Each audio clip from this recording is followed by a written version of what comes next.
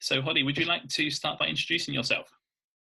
Yeah, hi Matt. So I'm Holly Ann Martin, Managing Director of Safe for Kids here in Australia, and we teach an abuse prevention program designed to help teachers and parents keep children safe from sexual abuse. Great. And how long have you been doing this for? Teaching the program for over 30 years, but I've had my company since 2007. I worked in schools and I taught it to the kids that I was working with, but I quit my job and just saw a huge need for resources and training for teachers. So have been doing it full time ever since. That's amazing. And you were here in the UK a bit earlier on in the year as well? Yeah, we were trying to introduce our program into the UK because we have a kit designed for teaching abuse prevention education to children from the age of 3. So we thought we'd come and, test the market and see if there was a place for it in the UK. So hopefully we made some good contacts and hopefully that'll come off and we might be back soon. Awesome stuff. And I got in touch with you, it's probably just over a year ago or so, to talk about the kind of work that we do. And I tend to focus a bit more on the online safety for children's side of things as well. And I have my own consultancy and business and do some consultancy for other people. So it's good to be working with you on this. And I was listening to a radio interview that you did in Australia the other day about children and access to pornography. And you gave a figure about UK children and child-on-child abuse, and it was believed that some of this might have been linked to viewing of pornography. What's your kind of opinion on that? Well, unfortunately, Matt, that's been my experience. Up until about 5 years ago, whenever a principal would ring me, I'd say, what was a critical incident that got you to ring me? And up until about then, it would used to be 4-year-olds, you show me yours, I'll show you mine, which is in fact normal behaviour. Mm-hmm. But since more children having access to, smartphones and iPads and things like that, they're accessing pornography. And whenever a principal rings me now, it's usually because there's been a critical incident of child-to-child sexual abuse in their school. And, it's just... in my experience, nobody's talking about this. And I had to write a children's book because I had a principal ring me. He'd had several critical incidences in his school of this happening.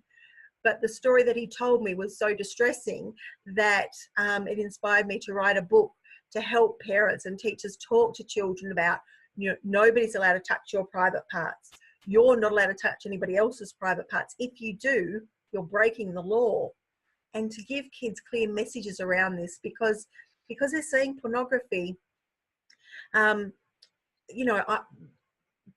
You're much younger than me, but in my day we played cowboys and Indians because that's what we watch on the television. But now kids are seeing this filth and then acting it out on each other. So it's a conversation that nobody wants to have, but we desperately need to have.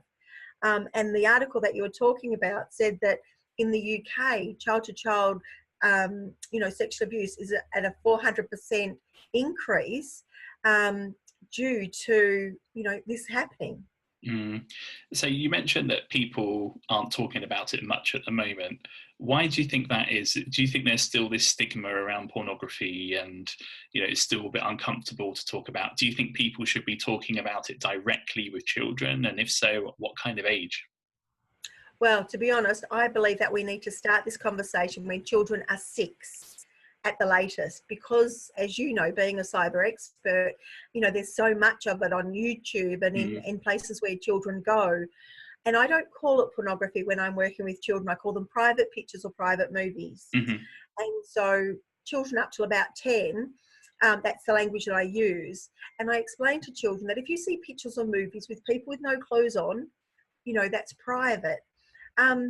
But, when I do a parent workshop and I say, start at 6, parents are horrified, but it doesn't have to be scary or horrifying. Mm-hmm. It's simply, just part of a normal, nobody's allowed to touch your private parts and naming your body parts.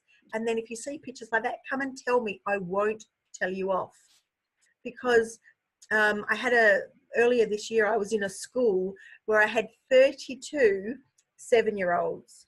And when I'm doing my public and private lesson where I'm explaining, you know, nobody's allowed to touch your private parts, and we name all the body parts and things, and we talked about private pictures or private movies, when I asked the children where could you see pictures like that, they knew iPhones, iPads, YouTube always comes up, Snapchat, and, you know, they're little and they still know about Snapchat for private pictures. And one child who was a 5-year-old, when I was talking to her, I said, how do you know about Snapchat? Oh, my foot and your sister's using it? Obviously for sending nudes, because how did she know it was about private pictures? But anyway, back to my class. Of the 32 children, at the end of the lesson, 8 children stayed behind. I hadn't asked them to. They just all stood, you know, in the middle of the room. And they said, oh, miss, we need to see you. And they came up one at a time to all describe how they'd seen pornography on YouTube. 8 of 30 children, that's a quarter of 7-year-olds have already seen it. And so, and not one child had told a parent. And when I said, you know, why haven't you told your mum or your dad? The 2 answers were, for fear of getting into trouble, or my parents would take my iPad off me. Yeah. So it's just sending it underground. So that's why I want to help adults open up the conversations, and why I've had to write 2 books about that. And actually, that's a really good point, because a natural response for a parent, if they found out their child was looking at material like that, would be to take their devices away.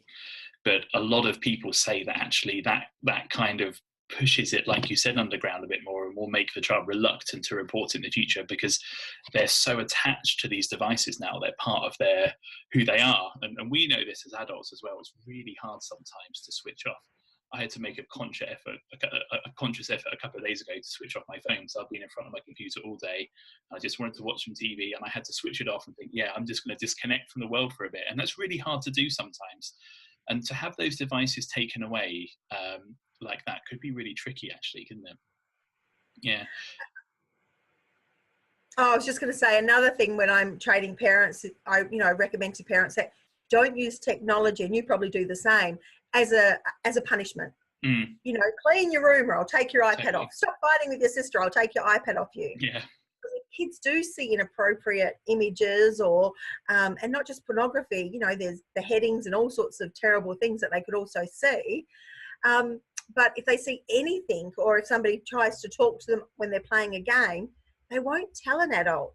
So in the program that we teach, we help the children set up a safety team of adults that they can talk to. So for parents to use technology as a threat to behave, you know, yes, if they're if they're cyberbullying somebody, then it relates to the behaviour. You can use technology as a punishment, but not for anything that doesn't relate, because it just will, again, send it underground. That's really interesting. And you've mentioned that, you know, it's our job as teachers and trainers to talk about this, and as parents, but on a kind of higher level, who do you think needs to take more responsibility for the availability of this kind of content? There's a lot of talk at the moment about social networks and how they moderate content, and about how open and free the internet is, and open speech and all that stuff's great. But is there anything more that you think should be done on a higher or central level to protect children in this way? Well, you know, everybody has to play their part. Here in Australia, we're looking very closely at what the UK government is doing, where they're having, you know, if adults want to watch pornography, then they have to go through a third provider to say, yes, I'm 18, please, you know, let me look at the pornography. Here in Australia, we don't have anything like that. And I was just reading an article yesterday where Nepal is actually blocking it as a country. And so, you know, they get it. I've been to Indonesia, and you know, I was bored one afternoon, and I was Googling some of the well-known, you know, like Pornhub and things like that. And it said, very sorry, this you know, site is blocked. So they can do it in places like that. And yet in Western countries, we're not taking it seriously at all. Another thing that I think we need to do is, I believe, and we actually put it in a submission to the government here in Australia, I believe that we need to have a national ad campaign to alert parents to the problem, because they really don't, And when we say pornography, a lot of adults think back to their childhood and think about the Playboy under the big brother's bed or, you know, in dad's cupboard or whatever it is. But, you know, that's not what children are seeing. No. And, you know, when we consider that 88% of a pornographic movie is violence against women, and in every pornographic movie, there's a certain act that needs a lot of consent around. So those are the things that we need to be educating kids in school about, is consent. And, you know, I think having an ad campaign to alert parents and give them the language to be able to open up these conversations with their children would be two really, you know, good steps. Would be really having it done, you know, across the country. But then, you know, there's already stuff out there on USB sticks or people's laptops and phones and things. So we still would have to, we can't, you know, stuff everything back in Pandora's box.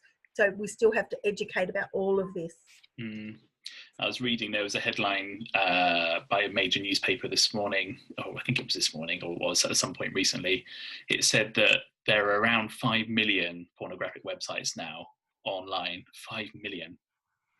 Well, I read something similar saying a third of all internet traffic is pornography. Yeah, that wouldn't surprise me. And that most of them have no effective means of stopping children coming across their content. So the large majority of them, you could just type in keywords and you'll suddenly be, you know, could come across anything. And as we know about the internet, you can find anything online. But yeah, most of them have got no ways of really of stopping that content. And we know that, you know, even websites, as you mentioned, like YouTube, that really aren't designed for that, and they're not. You know, you can find all kinds of things online, or you could just click on a link and come across it as well.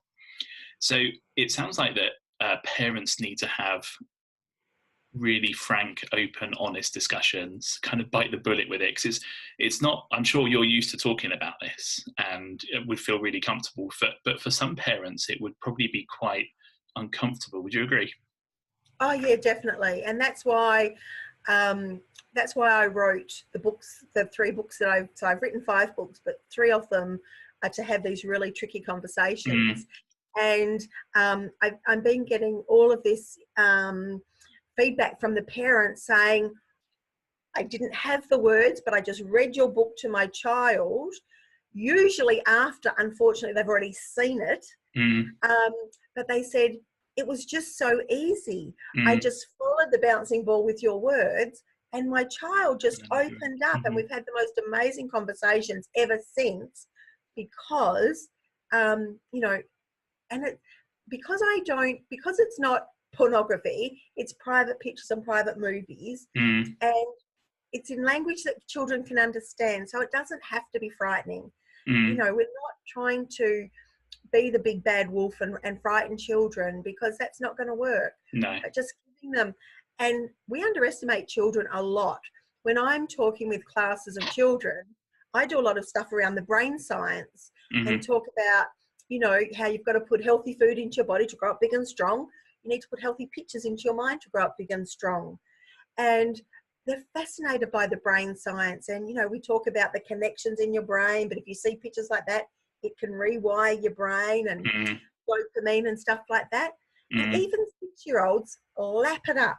They really get it. So, but it can really affect a child on a really deep psychological level, can't it? Because we know that children copy what they do. And we've all had experiences before when you've said or done something, and then children, you'll sit there 10 minutes later and they'll be doing the same thing as you. And it leads to them, I think, particularly for kind of younger teenagers as well, maybe wanting to act out and be like those kind of people, or think that kind of behavior is acceptable. And a really important message, I think, for young people, and I'm talking, I guess, about teens, but actually you're talking about younger children, which is really interesting, is that if they do come across that kind of content online, if they do come across pornography, that it's not real life. That's not what a real relationship should look like. That's not, you know, everything they see on camera, the pictures, you know, it's all staged, it's all fake.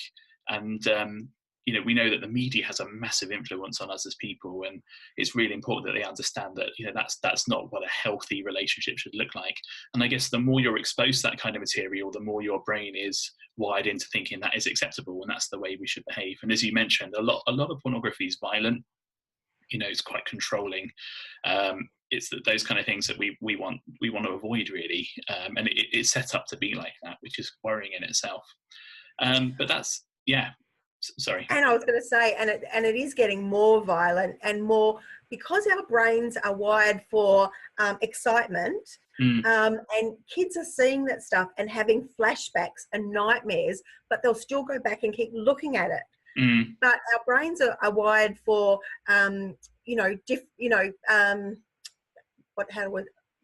novelty, basically.